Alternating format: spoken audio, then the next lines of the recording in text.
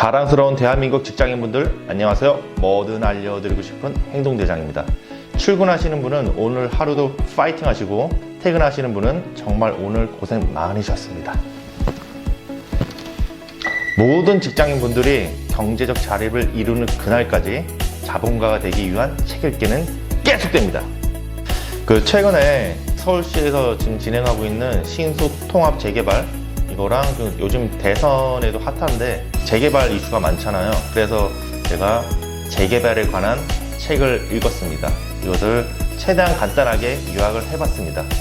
자, 오늘은 재개발 투자의 정석이라는 책을 심요약을 해서 어떻게 하면 돈을 벌 수 있을지 한번 공부해 보도록 하겠습니다. 가시죠.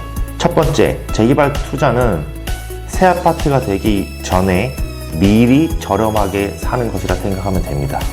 두 번째, 대표적으로 구역 지정, 조합 설립, 사업 시행 인가, 관리 처분 인가, 그 외에도 단계가 상승하지 않아도 기대감으로도 가격이 상승을 합니다. 알아두세요. 셋째, 재개발 투자를 저렴하게 하는 방법은 3기 신도시 근처에 위치해서 청약을 기다리는 전세 수요가 높은 지역을 공략하면 됩니다.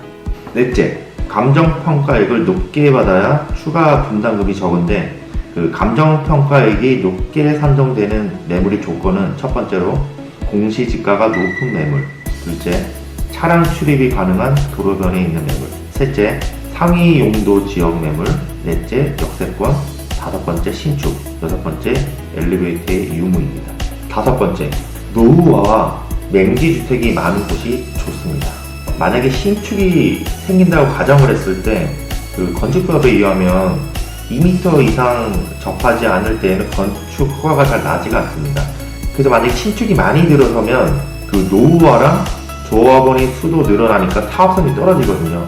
그래서 이것들을 좀 주의해 주셔야 됩니다. 여섯 번째, 유관 아파트 가격이 높은 입지에 있는 것을 선정하는 게 중요합니다.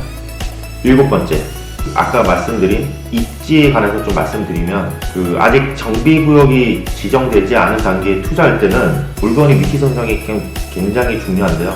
내가 살 물건이 주변에 어떤 물건들과 섞여 있는지 반드시 체크해야 됩니다.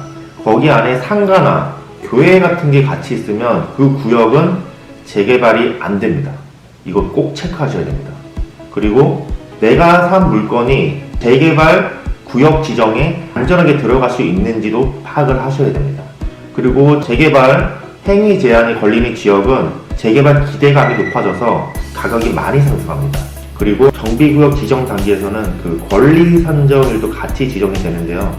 권리 산정일이 지정된 후에 지어지는 신축에 대해서는 입주권이 안 주어집니다. 바로 그냥 현금 청산당하니까 이 부분도 주의해 주세요. 추진위원회 설립 단계에서 토지 등 소유자의 과반수 동의 75%에 다다랐을 때 적당한 매수 시기입니다. 참고해 주시고요.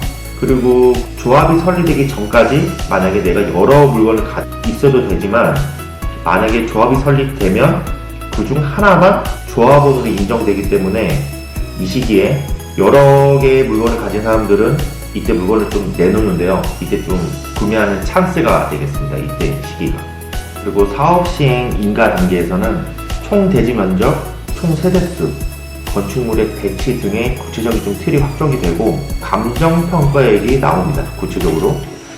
그래서 감정평가액이 적게 나오는 사람들은 감정평가 실망 매물이 이때 좀 많이 나올 수 있기 때문에 거래가 이때 좀 활발하게 이루어집니다. 이때 이런 매물을 매수하는 것도 좋은 방법이 되겠습니다.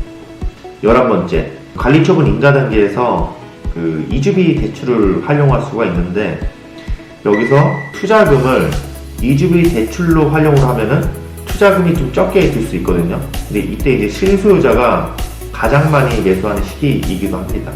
12번째, 이주 및 철거 단계에서 저렴하게 또 매수할 수 있는 시기가 있는데요. 대출이 불가한 다주택자, 추가 분담금이 부담스러운 원주민, 그리고 법인 투자자의 매도 물건을 잡으시면 좋겠습니다. 13번째, 조합원 대비 총 세대수가 비율이 1.5배가 안 되면 사업성이 별로 없습니다. 예를 들자면 조합원이 500명이고 세대수가 750세대 미만이면 사업성이 별로 없다는 거죠. 이걸 좀 참조해주세요. 14번째, 공동주택 가격이 몰려있는 구간보다 한 단계 높은 걸 사야 됩니다. 이게 무슨 얘기냐면 사업시행 인가 때 정확한 감정평가액을 통보받기 전에는 평가 금액을 정확히 알 수가 없습니다.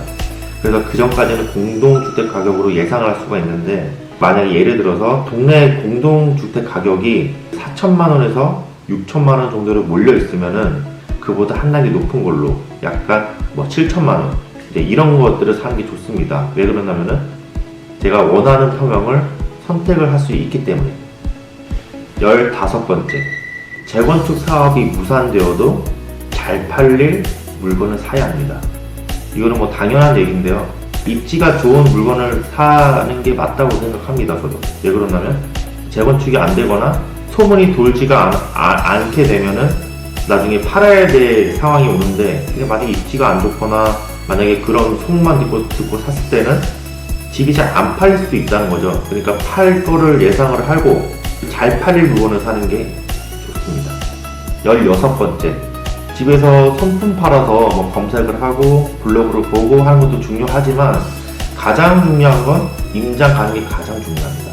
현장을 안 보고 그냥 인터넷 매물 보고 그런 어플 같은 내용을 봐서 시세를 한다거나 현장을 대충 보고 나서 그냥 계약을 한다거나 것들을 하면은 큰 실수를 할 수 있습니다. 그러니까 임장을 가서 그 부동산 사장님과 얘기도 많이 나눠보고, 그 다음에 재건축하고 있는 그 사무실에 가서 얘기를 많이 들어봐야 됩니다. 그래야 이제 주변에 대한 내용을 전반적으로 알 수가 있고요. 그리고 가능한 한 전용 면적이 가장 큰 물건을 매수하는 게 좋습니다. 만약에 다른 매물이라도 투룸과 3룸이 있는데, 투룸은 3억, 3룸은 4억이라고 치면은 그냥 만약에 계획 투자 금액이 2천만 원으로 동일하다? 그럼 당연히 큰 매물을 사는 게 좋습니다.